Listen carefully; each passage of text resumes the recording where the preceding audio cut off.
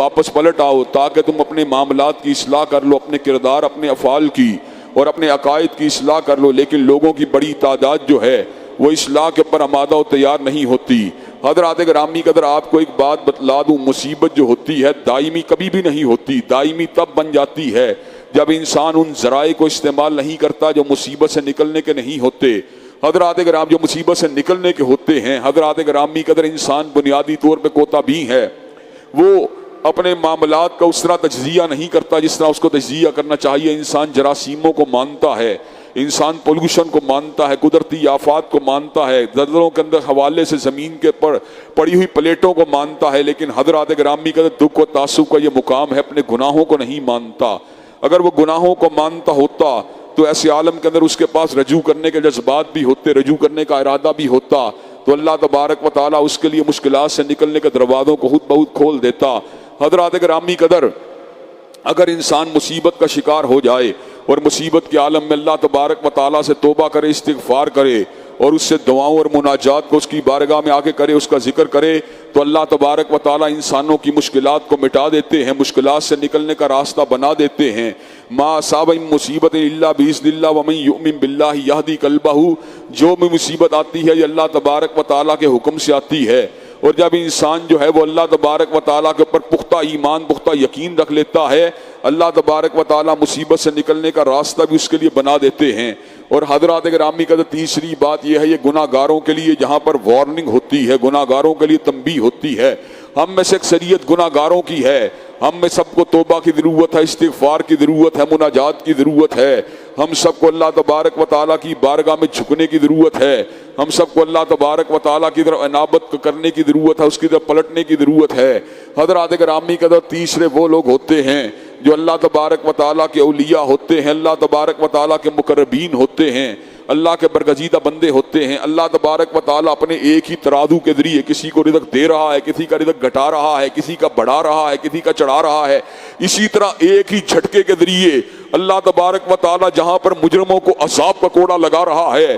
جہاں پر گناہ گاروں کو جھنجھوڑ رہا ہے، تنبیہ کر رہا ہے، وہیں پر اللہ تبارک و تعالیٰ ان کے ذریعے اہل ایمان، اہل ایقان کو آزما بھی رہا ہے، مقربین کی آزمائش بھی کر رہا ہے۔ حضرات گرامی قدر، جہاں پر اللہ تبارک و تعالیٰ نے حضرت نوح کے سیلاب کا ذکر کیا، جہاں پر قوم نوح، قوم عاد کے پر آنے والی آندھیوں کا ذکر کیا، جہاں پر قوم سمود کی چنگھاڑ کا ذکر کیا، جہاں پر قوم مدین کی چیخ کا ذکر کیا، جہاں پر قوم سدوم کے اوپر پڑنے والے پتھروں کی بارش کا ذکر کیا، وہاں پر پروردگار عالم نے اس بات کا بھی ذکر فرما دیا، وَلَنَبْلُوَنَّكُمْ بِشَيْءٍ مِّنَ الْخَوْفِ وَالْجُوعِ وَنَقْصٍ مِّنَ الْأَمْوَالِ وَالْأَنفُسِ وَالثَّمَرَاتِ، کہ اللہ تبارک و تعالیٰ اہل ایمان کی آزمائش کریں گے، کبھی خوف کے ذریعے، کبھی بھوک کے ذریعے، کبھی مالوں کے نقصان کے ذریعے، کبھی جانوں کے نقصان کے ذریعے۔ وَبَشِّرِ الصَّابِرِينَ الَّذِينَ إِذَا أَصَابَتْهُم مُّصِیبَۃٌ، اور بشارت ہے صبر کرنے والوں کے لیے جب ان کے اوپر مصیبت آتی ہے، وہ کیا کرتے ہیں؟ وہ وویلا نہیں کرتے، جدا فدا نہیں کرتے، بے قراری و بے سکونی کا اظہار نہیں کرتے، بلکہ ان کا ایک ہی طرز عمل ہوتا ہے، وَاصْبِرْ عَلَىٰ مَا أَصَابَكَ۔ حضرات گرامی قدر، مجھ پہ آنے والا جادو کا حملہ میرے قبضہ و اختیار میں نہیں ہے، مجھ کے اوپر آنے والا بخار میرے قبضہ و اختیار میں نہیں ہے، میرے اوپر ہونے والا نزلے کا حملہ میرے قبضہ و اختیار میں نہیں ہے، میرے اوپر ہونے والا ٹی بی کا حملہ میرے قبضہ و اختیار میں نہیں ہے، میرے اوپر ہونے والا کینسر کا حملہ میرے قبضہ و اختیار میں نہیں ہے، سیلاب کا آنے والا ریلا میرے قبضہ و اختیار میں نہیں ہے، زلزلے کا جھٹکا میرے قبضہ و اختیار میں نہیں ہے، آتی فشاں کا دھانا میرے قبضہ و اختیار میں نہیں ہے، لیکن ایک چیز میرے قبضہ و اختیار میں ہے، وہ رضا، اللہ کے ساتھ راضی ہو جانا، وہ تقدیر الہی کے اوپر صبر کرنا، وہ مالک کائنات کی طرف سے آنے والی مشکلات کے اوپر اور اس کی طرف سے آنے والے مصائب کے اوپر ہندا پیشانی کے ساتھ ان کو برداشت کرنا، یہ میرے قبضہ اختیار میں ہے۔ چنانچہ مومنین کا شیوا کیا ہوتا ہے، مومنین کا طرز عمل کیا ہوتا ہے، مومنین کا انداز کیا ہوتا ہے، مومنین کیا کرتے ہیں؟ لن یصیبنا الا ما کتب اللہ لنا، ان کی زبانوں سے ایک ہی الفاظ نکلتے ہیں، اللہ تبارک و تعالی جو مصیبت آئی ہے تیرے حکم سے آئی ہے، کوئی بھی مصیبت ایسی نہیں جو تیری کتابت سے آگے بڑھ سکتی۔ حضرات گرامی قدر، میں نے مشکل کے اندر 1 برس رہنا ہے، میرے پروردگار عالم کو پتا ہے، میں نے مشکل کے اندر 2 برس رہنا ہے، میرے پروردگار عالم کو پتا ہے، میں نے مشکل کے اندر 6 مہینے کے لیے رہنا ہے، میرے رب کو پتا ہے، میں نے مشکل کے اندر 3 مہینے کے لیے رہنا ہے، میرے رب کو پتا ہے، میں نے مشکل کے اندر 2 مہینے کے لیے رہنا ہے، میرے رب کو پتا ہے، میں نے بیمار 3 دن کے لیے ہونا ہے، میرے رب کو پتا ہے، میں نے کینسر کے بعد بعد مرنا ہے میرے رب کو پتا ہے, میں نے کینسر کے بستر سے پلٹنا ہے میرے رب کو پتا ہے, میں نے ٹی بی کے بعد قبر میں اتر جانا ہے میرے رب کو پتا ہے, میں نے ٹی بی کے بعد باہر نکل جانا ہے میرے رب کو پتا ہے. حضرات گرامی قدر, اگر تو میں مومن و مسلمان ہوں, اگر میں حقیقی معنوں میں پروردگار عالم کا بندہ ہوں, اگر میں اس کا مخلص تابعدار ہوں, اگر مجھے اس کی تقدیر کے اوپر یقین ہے, اگر مجھے اس کے اماور کے اوپر جو ہے میرا پختہ اعتقاد ہے, اور میرا اس بات کے اوپر یقین ہے میری زندگی میں آنے والی مشکلات اللہ کے حکم سے آئی ہیں, میری زندگی میں آنے والی تکالیف اللہ کے حکم سے آئی ہیں, میری پریشانیاں اللہ کے حکم سے آئی ہیں, اور میرا یہ عقیدہ ہونا چاہیے, اور میرا یہ لازماً یہ عقیدہ ہونا چاہیے, اللہم لا مانع لما اعطیت ولا موتی لما منعت ولا ينفع ذا الجد منک الجد. اللہ تو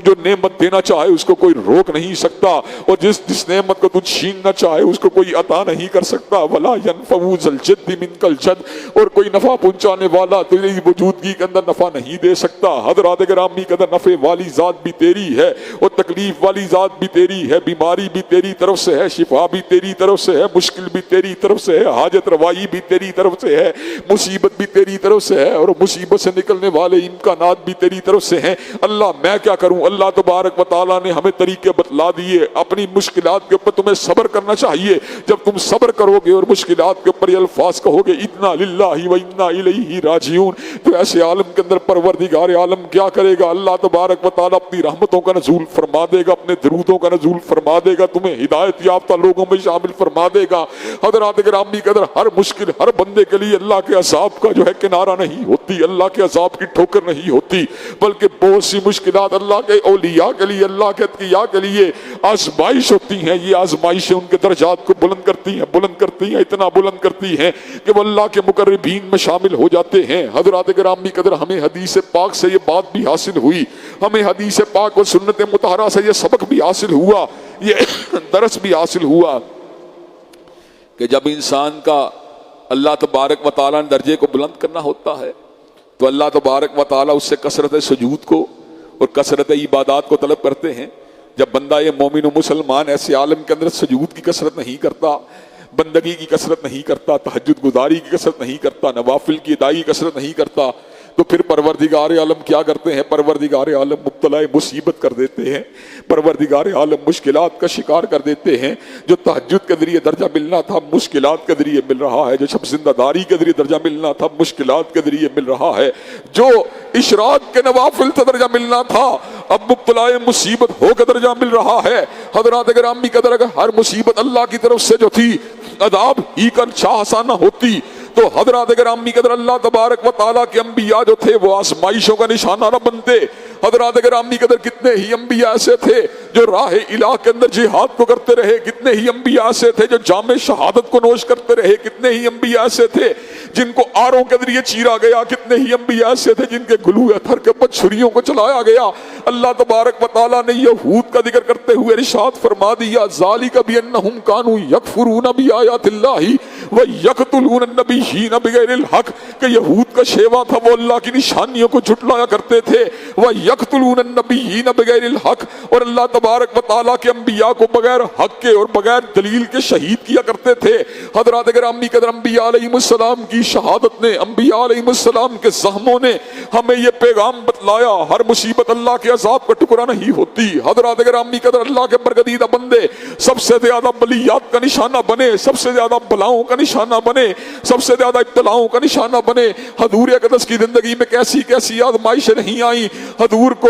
حالت سجدہ کے اندر اوجری کو ڈالا گیا. حضرات گرامی قدر, حضور کے اوپر جو تھے غلط طریقے سے بوجھوں کو رکھا گیا, حضور علیہ السلام کے راستے میں کانٹوں کو بچھایا گیا, حضور علیہ السلام کو لہو رنگ بنایا گیا, حضور علیہ السلام کو شیب ابی طالب کی گھاٹی میں مقصور کیا گیا, حضور علیہ السلام کو ہیرتوں کے اوپر مجبور کیا گیا. 54 برس کی عمر کے اندر میرے نبی نے تلوار کو اٹھا لیا, کبھی بدر میں تلوار کو چلا دیا, کبھی احد میں تلوار کو چلا دیا, کبھی خندق میں تلوار کو چلا دیا, کبھی خیبر میں تلوار کو چلا دیا, کبھی فتح مکہ کے دن تلوار کو پکڑ لیا. حضرات گرامی قدر کو چلی تو نہیں لیکن پکڑ تو لیا. اللہ نے تو اس پیغمبر کا خود ہی اعلان فرما دیا, لا اقسم بہذا البلد وانت حل بہذا البلد. اللہ تبارک و تعالیٰ نے اس بات کی قسم کھائی کہ اللہ تبارک و تعالیٰ بلدہ یمین کی قسم کھاتے ہیں, اور قسم کھانے کے بعد اس بات کا اعلان فرماتے ہیں وانت حل بہذا البلد, اور آپ ہی کے لیے اس جگہ کے اوپر خون بہانا جائز ہے, آپ ہی کے لیے ہم نے چند گھڑیوں کے لیے فتح مکہ کے موقع کے اوپر خون کو بہانے چلانے کو جائز قرار دے دیا.